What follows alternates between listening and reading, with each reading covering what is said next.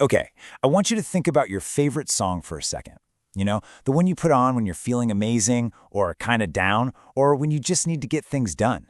What is it about that combination of sounds that can totally flip your mood? Well, that's exactly what we're going to dig into.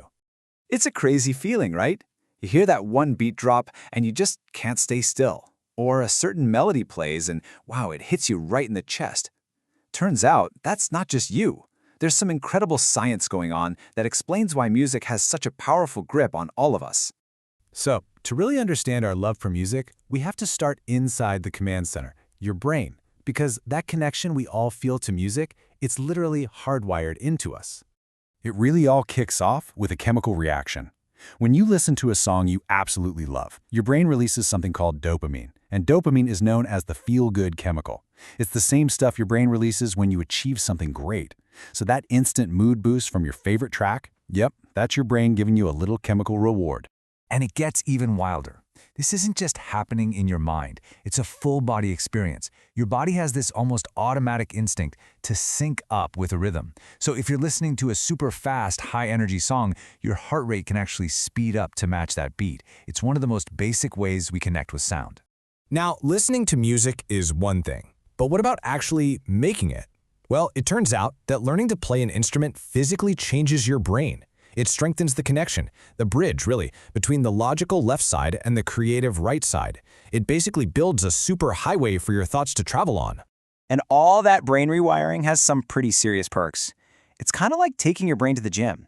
The skills you pick up playing music, like intense focus, discipline, and seeing patterns, they don't just stay in music class. They actually help you out in math, science, and even reading. So yeah, music isn't just a fun hobby. It's a powerful tool for learning. And beyond school stuff, music gives us a way to deal with feelings that are, hard to talk about.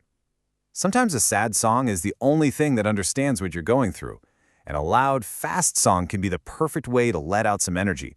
It's a way to explore all those complicated emotions safely. Okay, so we've looked at what music does for us as individuals. But now let's zoom out. Because as powerful as music is for one person, that power gets way bigger when we share it. Seriously, long before we had followers or friends online, we had music. Just think about it. For thousands of years, people have used rhythm and song to communicate, to celebrate, to build communities. It's always been one of the most fundamental ways we connect with each other. And we see that happening all around us today, right? The incredible energy of a crowd at a concert, all singing the same words. The teamwork it takes to be in a band. The pride you feel hearing an anthem. Or even just that simple act of sending a song to a friend saying, "You have to hear this." These moments create real bonds. Music also works like a living time capsule. Every single culture on the planet has its own musical traditions that tell its story, its history, its struggles, its joys. It's how important stories and values get passed down through generations, kept alive in a way that words alone just can't capture. Okay, so we've talked about the brain and the heart, but let's get down to the basics. What is music, actually? Like, from a physics point of view. Let's break down what's really going on when you hear a song. At its most basic level, all sound, which means all music, is just one thing: vibrations. When someone strums a guitar or hits a drum, that object vibrates. And those vibrations travel through the air in invisible waves. Your ear is this amazing piece of biological tech that catches those waves and sends the info to your brain to figure out what it all means. So how do we get all those different notes and sounds? Well, it mostly comes down to two key things. First is pitch, which is how high or low a note is. That's all about how fast the wave is vibrating. Faster vibrations mean a higher note. Then you've got volume. That's determined by the size of the wave. A bigger, more powerful wave means a louder sound. Simple as that. So if you trace the whole journey, it's a pretty amazing four-step process. An instrument makes a physical vibration. That creates waves in the air. Those waves hit your eardrum and make it vibrate. And finally, your brain translates those vibrations into the electrical signals we understand as music. It's an incredible chain reaction. So we know music has been around forever. But how has this ancient human experience been totally transformed by the world we live in today? Let's take a look. I mean, the change has been absolutely massive. Just a couple of decades ago, you either had to go to a live show or buy a physical record or a CD to hear your favorite songs. Now, you've got literally millions of tracks in your pocket, ready to stream instantly. And technology means artists can create studio-quality albums right from their laptops. It's always changing.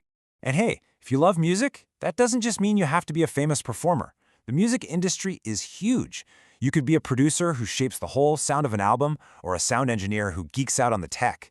You could even write music for movies and video games, or use music to help people heal as a therapist. There are so many cool jobs behind the scenes. And get this, the power of music is even being used in medicine. It's a proven fact that listening to calming music can reduce stress and even lower your blood pressure. It's used in hospitals all the time to help patients relax, which just goes to show you that its benefits are way more than just entertainment. So after all of that, the biology, the physics, the history, it really all comes back to one thing: you. Because at the end of the day, the music you love is a huge part of who you are. Finding your own musical taste is a journey, for sure, so be curious about it. Check out what your friends are into, or even what your parents listen to. Just pay attention to how different songs make you feel, and don't worry about sticking to one style. It's cool to like a mix of everything. Your taste will change as you do, and that's totally normal. When you think about it, your playlist is so much more than just a random list of songs. It's basically the soundtrack to your life. It's a reflection of your personality, your memories, and how you see the world. It's your story told through music. So I'll leave you with this question to think about. If you had to pick one single song that perfectly captures who you are, right here, right now, what song would it be?